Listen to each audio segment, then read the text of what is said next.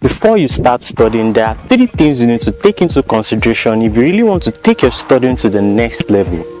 What I really mean by taking your study to the next level is that you'll be able to study at a very less time, and also you'll be able to assimilate what you study as fast as possible. But before I share with you those things you need to do before you start studying, if you're a student and you're watching this right now and you really want to improve yourself in terms of studying well and passing your exam exceedingly, this is the right place for you, and I want you to consider subscribing if you don't really want to miss any video that will help you as a student. The very first thing you should take into consideration before you start studying is that you should discover when you should study, either in the morning, either in the afternoon, and either in the evening. One way you can actually discover when it's best for you to study is that you should discover when it's best for you to pay attention. I hope you get me, because at times some people read in the morning and their attention span usually drifts. Some people read in the midnight and at times they get very fired up when they are reading, and some people actually read in the afternoon and they get very distracted. One way you'll be able to determine when it's best for you to study is to determine when it's best for you when you actually pay attention the most. If you know you pay attention in the morning, then you should study in the morning. If you know you pay attention better in the afternoon, then you should read in the afternoon. And if you know you pay attention better in the midnight, then you should consider studying in the midnight. If you consider all these things, you'll be able to study better. And the second thing you should take into consideration before you start studying is that you should relax. Relaxation. Now, the reason why you should relax is that it sets your brain up for learning. It makes you receptive to learn. Now, imagine you are not relaxed, you are stressed up, or you just came back from somewhere that you worked a whole lot, or you just came back from a lecture and you're so tired and you just wanted to study just straight off like that.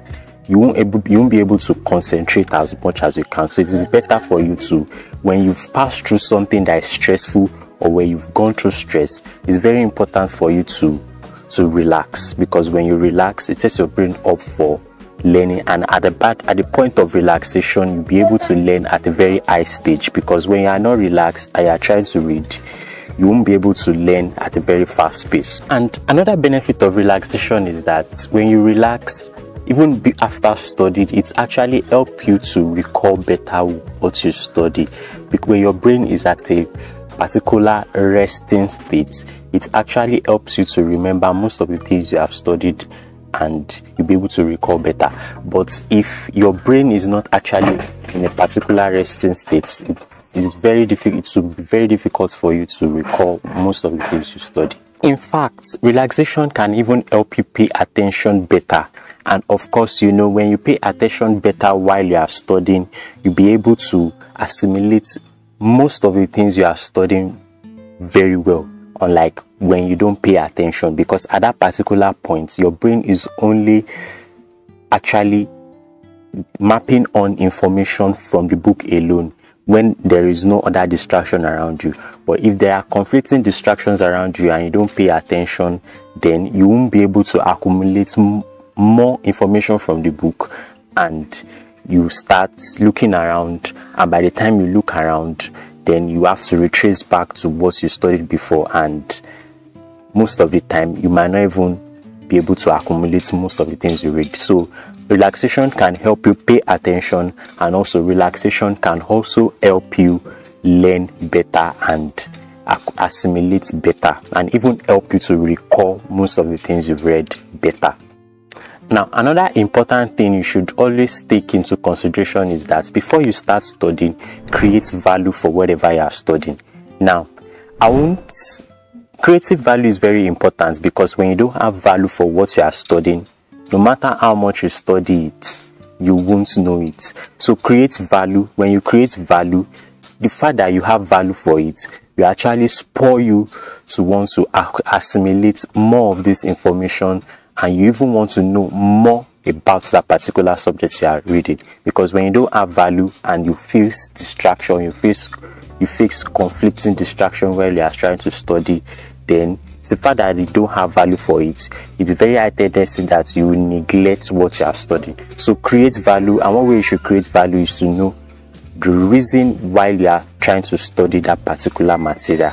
And for you to know the reason why you are trying to study that material, it might be you want to pass your exam, or it might be that you want to get a particular grade that will help you to get a particular job at the end of your schooling. So when you know the reason why you are in school, and you know the reason why you want to study, then it actually gives your brain, it keeps you at alert. And while you are studying, you actually know your intention, you know the reason why you are doing it, and you'll be able to pay attention more.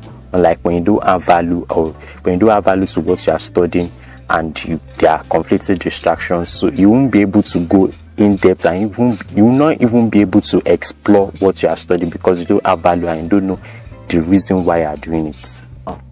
After discovering when you should study and you've relaxed and you've also created value, the next thing is for you to set up your study space. Now, setting up your study space can actually remove every tendency of distraction that might happen while you are in the studying process, and it will help you assimilate better. Now, when you are trying to set up your study space, there are several things you need to put into consideration. Number 1 is your location. Number 2 is your lighting. Number 3 is sound. Number 4 is smell. Number 5 is your posture. And number 6 is the temperature of the location. Now, when I talk about location, you have to determine a particular location that you'll be studying anything you want to study. And when you are determining your location, there are several things you need to put into consideration.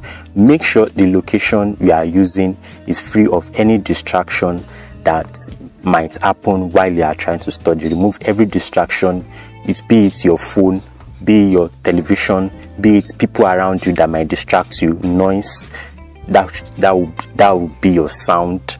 And also set up your chair and your table. Make sure you have a chair and your table. When you are sitting on the chair, make sure you are sitting upright on the chair, because when you are bent, there are tendencies that your back will be paining you while you are studying, and that can serve as a distraction while you are trying to study. So it's very important to set up yourself while you are trying to study, and also determine the temperature of the place. For me, I try as much as possible to have enough ventilation whenever I'm trying to study, because when there's heat when you are studying, that can actually serve as a distraction to you, and you won't be able to assimilate better. So determine the temperature, make sure there's enough ventilation, put yourself in a good posture, and also all those things can actually help you to pay attention more while you are studying. In addition to your study space, make sure there's enough lighting wherever you are trying to study. Either you'll be studying in the night, make sure you have enough light. You could get a lamp that will have enough light on you. And if you are studying in the day, make sure you are sitting in a place where there's enough ventilation and enough light for you to study, because not having enough light also can serve as a distraction, because while you are reading a particular thing and you are not seeing it well, then you won't actually assimilate what you are reading. So have enough light, enough ventilation, your posture, the temperature of the location. This is very, very important. And the next thing you should take into consideration before you start studying is that you should get rid of distractions. Now, it could be internal or external distraction. Now, internal distraction could be worries, could be hunger, could be anger, because at times when you are worried about some things and you want to study, then you'll be able to pay enough attention, and when you don't pay attention, you will not be able to assimilate. So you should take that into consideration. When you are worried, try to get rid of every worries that might be worrying. It could be financial worries, it could be emotional, it could be any other thing. Just take care of any worries that you're having, and try to pay attention to whatever you want to study at a particular moment. And if you are hungry before you start studying, you won't be able to assimilate most of the things you are studying. So anger is something that can hinder your attention span. And also hunger also is part of it. Make sure you eat enough food before you start studying, because while you are studying and you are hungry, you won't be able to assimilate. You start having pains in your stomach, and by the time you are trying to go on, you won't be able to go on. You won't, because your brain is also paying attention to the hunger, and you won't be able to pay attention to whatever you are studying at a particular moment. And also, external distraction could be people around you, could be your friend, could be your phone that is with you, could be any other gadgets that is with you, could be noise from every other places, could be people moving around. So, and also, in order to get rid of external distraction, you should be able to set up your study space in a place whereby there is minimal noise that will distract you, people that are moving around, and also take away your phone or your gadgets when you are trying to study, or put everything in silence or switch them off, because when they are on, or when you have a beep on your phone, that can serve as a distraction. So I hope you got so much value from this video, and if you did, please smash the like button, and also please subscribe to the channel if you got so much value. So you can also watch this video on other things you need to get, other informations you need about studying that can help you study well and pass your exam exceedingly. So thank you so much for watching this video. See you on the next video.